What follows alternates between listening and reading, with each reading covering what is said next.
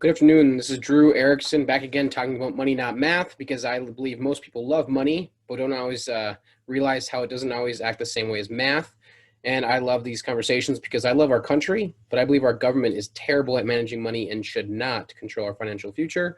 So my goal is to help anyone and everyone that I can gain more control of their money while losing less unnecessarily to taxes and other financial, failures along the way from a traditional planning standpoint. So today's article that we're talking about is, will Social Security beneficiaries get a COLA, also known as cost of a living adjustment, in 2021 after all?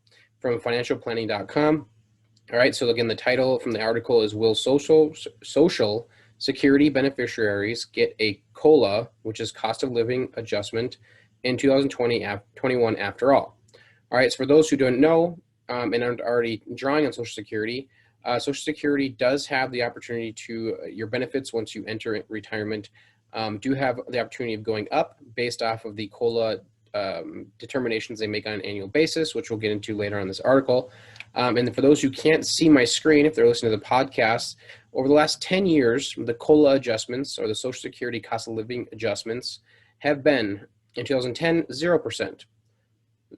Of an increase. 2011, 0%, 2012, 3.6%, 2013, 1.7%, 2014, 1.5%, 2015, 1.7%, 2016, 0%, 2017, 0.3%, 2018, 2%, 2019, 2.8%, 2020, 1.6%. So if inflation is an average of 3%, so each year living in this country goes up by about 3%, and only one of the last 10 years the Social Security increase has been over 3 at 3.6%.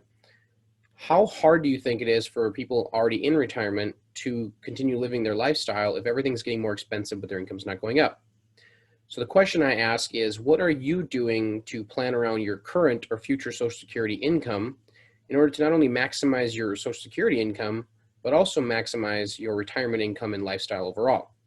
Because as I've talked about in the past, and they don't talk about in this article, but it's extremely to know, any taxable income that you have from your 401ks, IRAs, or other investments does negatively affect your Social Security taxes as well.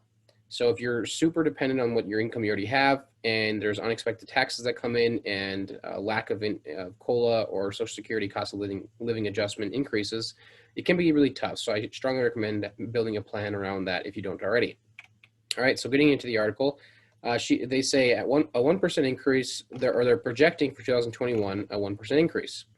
They say a 1% increase would be better than none at all for 60 million Americans. Older adults, along with workers with disabilities and their families, will receive what may be one of the lowest cost of living adjustments to their Social Security benefits in 2021. According to a new estimate by a nonpartisan advocacy group, roughly a month ahead of the Social Security Administration's official announcement, the Senior Citizens League is projecting a 1.3% COLA, which again stands for cost of a living adjustment.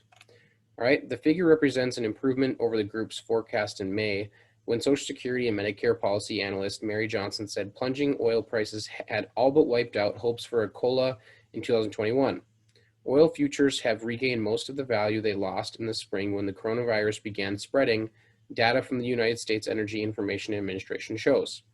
So this breaches another question for us to ask, is how comfortable are you with the knowledge that if all of your retirement is dependent on Social Security and investments in the market, that basically all of your retirement income is dependent on extenuating or outside factors, right? So in this case, they didn't think there would be any Social Security increases this year due to oil future prices tanking. Now, do you have any control over the oil future prices? Unlikely. So how comfortable are you with the knowledge that all or much of, if not all of, your retirement income might be dependent on things you can control? If you're not comfortable with it, I recommend building a plan and having things in place that you can control and are more stable and consistent. All right. If you don't have someone, talk to someone you trust about that. And if you don't have that person, of course, I'd always love to have that conversation. Continuing with the article, for the advocacy group, the slight hike in benefits brings little satisfaction. In the past decade, an average annual COLA of 1.4% has fallen to less than half of the 3% average of the previous 10 years. So what they're saying is from 2000 to 2010, The COLA of Social Security, the average increase on an annual basis was 3%, which keeps up with inflation. No harm, no foul. But they're not, and they're unhappy because in the last 10 years, 2010, 2020, the average has only been 1.4%. That's a pretty big difference if you're trying to depend on Social Security or if it's a large portion of your planning. All right, so according to the organization, which is affiliated with the Retired Enlisted Association and has more than 1.2 million members, if the projection should hold, it would mark the 5th time since 2010 there has been an extremely low or even no annual inflation adjustment to benefits. The organization notes there was no COLA in, like I already highlighted, 2010, 11, 16, and only a 0.3% uptick in 2017. This is more evidence that our system to adjust benefits for inflation is broken, Johnson said in a statement. The organization says there's a 5% chance the COLA could rise above 1.3% and a 15% likelihood that it drops to a lower amount. So not only is this evidence that our system is flawed, but it's also evidence of how big of a flaw it is to be extremely dependent on Social Security and other factors in retirement that you have no control over.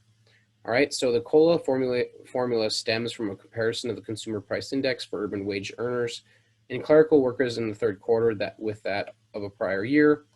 As one of many critics of the method, the organization is proposing an emergency COLA of 2.5% in 2021 and a different way of calculating it in the future. So hopefully this article is helpful for you. The most important thing that I can draw from this and hopefully make you think about is how are you planning your retirement income around your future Social Security income, and to not only maximize your Social Security, but you maximize your retirement income overall from both a tax perspective, an efficiency perspective, and a growth perspective, because those are many things that a lot of factors can go into, and it all comes down to how much risk you're willing to take with things you can and cannot control. So hopefully today's conversation brought you value. Please let me know what you think by commenting or reaching out directly.